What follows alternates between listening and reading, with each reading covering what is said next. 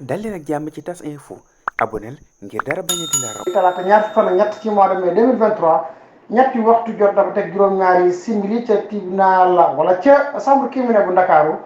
voilà Adji Sarr ci fàttali moom it bi nu ko laajee authenticité audio yi nga xam ne moo la doon def digganteem ak Baye Mbaye Niass MC mooy audio yu fuité woon nee na ko ay weer ci ginnaaw am na audio yu fuité yu dox diggante yow ak Baye Mbaye Niass MC ndax mën ngaa dëggal ne audio yooyu la yow yaa ko doon waxtaan ak moom mu ne leen waaw maa ko doon waxtaan ak moom waaye ko dama ko doon fenn maanaam waxuma ko woon dëgg tey dama ko doon piégé maanaam daal daf doon def jeu ak moom waaye lam ca doon wax daal moom ci gàttal moom nee na daf doon daal jéem a naxante xanaa ak sëñ bi pour doon ko wax loolu waaye moo ko wax waaye nag moom jëmmi lam ca wax nag moom nee na daf doon nax rek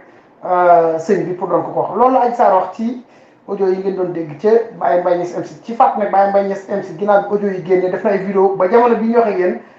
ma nga ca États-Unis nee na foofu la ñu dem làkkatu fa ndax li ko waral ay menaces de mort la doon yëg foofu li ci biir Sénégal ba mujjoon na mënatu fa nekkoon jamono bii Baye Mbaye Niass MC moom ma nga ca Amérique Baye Mbaye Niass MC nag ci fàttali moom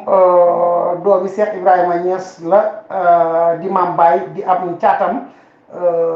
ci fàtt tamit wax na ne sëriñu papa Adji Sarr sëriñu Adji Sarr mii la loolu moo waroon bi xeexoo bi doog am mu doon ko envoyé audio yooyu doon ko wax naan ko gars yi lii dañ ko teg ak man complot ndax dana ma jox xaalis waaye daal Adji Sarr nee na loolu lépp mu doon wax ak moom da doon nax sëñ bi rek maanaam waxu ko woon dëgg daal FPC